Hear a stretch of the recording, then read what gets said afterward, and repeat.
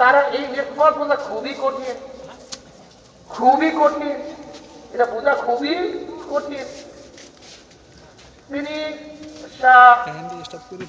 একসাথে যদি তাকে নোট দেওয়া হয়, যেমন এক ব্যক্তি লাগে 24টা 25টা 30টা ইট টানতে পারে, কিন্তু নতুন কোনো ব্যক্তির উপরে যদি এরকম ইট চাপিয়ে দেওয়া হয় অবস্থাটা কি হবে? কিন্তু অভ্যাস যদি করে, কথা বলেন না কেন?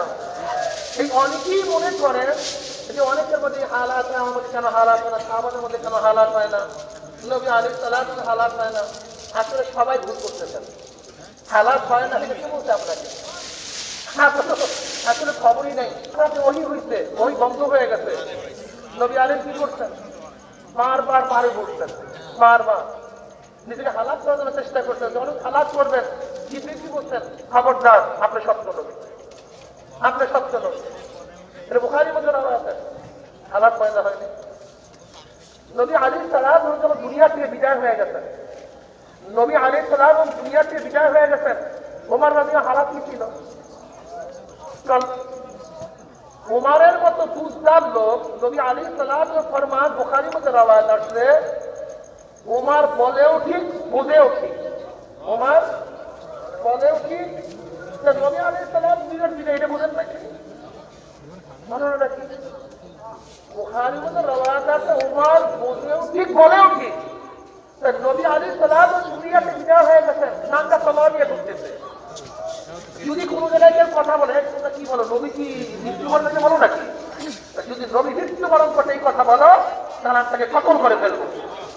নবী মৃত্যুবরণ করেন নাই, কোথায় গেছে? যেটা মূসা আলাইহিস সালাম তুর মারে গেছেন, আবার ফিরে আসলেন। নবী আলাইহিস সালাম মাওলা দিদারে গেছেন, আবার ফিরে আসলেন। ঠিক কে বলছে? যেমন তেমন মানুষ না, ওমরের মতো লোক। আমাকে বলুন, ওমরের মতো লোক নাঙ্গা তলোয়ার নিয়ে ঘুরতে পারে, যে নবী ইন্তেকাল করেন নাই। এমন আবু বকর রাদিয়াল্লাহু তাআলা আসলেন, নবী আলাইহিস সালাতু ওয়াস সালামের ইয়ামানি চাদরের মধ্যে ছিল।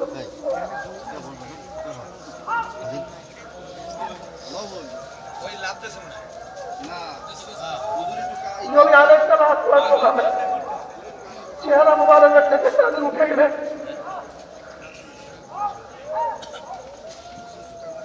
চেহারা বলে চুম্বন।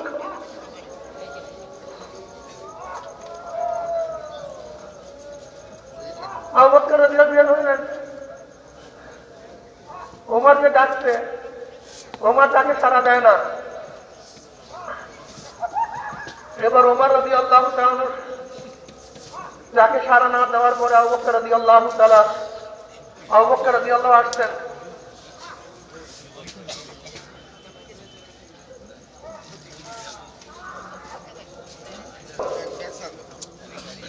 তিনি তো মরে গেছেন মাতা। আর যারা আল্লাহ পাকের ইবাদত করো, সে তো জিন্দা, লা ইয়ামুত। ওমা মুহাম্মদ ইল্লা রাসূল কদ খালাত মিন ক্বাবলিহির রাসূল। এই আয়াত তেলাওয়াত করলেন, সাহাবারা বললেন, যখন ওমর হযরত আবু বকর রাদিয়াল্লাহু তাআলা আনহু এই আয়াত তেলাওয়াত করলেন, তখন আমরা সবাই ধারণা করলাম এই মাত্র আল্লাহ পাক এই আয়াত নাযিল করেছেন। এই আয়াত আমাদের কার মনে ছিল না?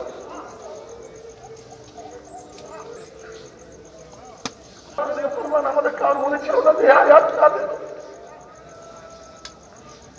আমরা সবাই ভুলে গেছি। সাহাবাদের মধ্যে আয়াতের কথা ভুলে যায়, নবী আলাইহিস সালাম দুনিয়াতে না বিশ্বাস করতে না পারে, বুঝতে তাদের হালাতটা কি। অথচ আমাদের মধ্যে হালাত এখন আর নাই। যার মধ্যে হালাত পয়দা হলে আমরা মানতে পারি না। আসমান আবু বকর রাদিয়াল্লাহু তাআলা আনহু থেকে রওয়ায়াত আছে, বুখারীর মধ্যে রওয়ায়াত। তুমি কি দেখো নাই? নবী আলাইহিস সালাতু ওয়াস সালাম শুরু করলেন, সবজন মুসলিমরা তাদের রওয়ায়াত আছে। রাবী বলেন, মুসলমানদের চিল্লাচিল্লির কারণে, কান্নাকাটির কারণে নবী আলাইহিস সালাম কি বয়ান করতেছিলেন আমরা শুনতেছিলাম না।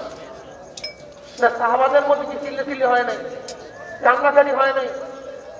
এমনকি এমন কান্নাকাটি যে নবী আলাইহিস সালাতু ওয়াস সালাম কি বয়ান করতেছিলেন সেটা আমরা শুনতেছিলাম না। নাসাইর মধ্যে রওয়ায়াত আছে, রাবি বলেন যখন নবী আলাইহিস সালাতু বয়ান শেষ, কান্নাকাটি শেষ হয়ে গেছে, কাছে থাকা একজনকে প্রশ্ন করলাম, নবী আলাইহিস সালাতু এমন কি বয়ান করতেন সাহাবাদের মধ্যে পরেশানি হায়বা শুরু হয়ে গেছে। তখন রাবি বলতেছেন নবী আলাইহিস সালাতু এই বয়ান করতেন অচিরেই কবরের মধ্যে দজ্জালের ফিতনার মধ্যে ফিতনার সম্মুখীন হতে হবে। এই বয়ানের কারণে সাহাবাদের মধ্যে কান্নাকাটি রোল করছে। আজকে আমার মধ্যে কান্নাকাটির রোল নেই, হায়বাদ নেই, চিল্লা চিল্লি নেই। এর কারণটা আসলে কলমের খবর নাই পাগল, কলমের চিন্তা নাই তোমার মধ্যে আমার মধ্যে। আমাদের সমস্যা এখানে।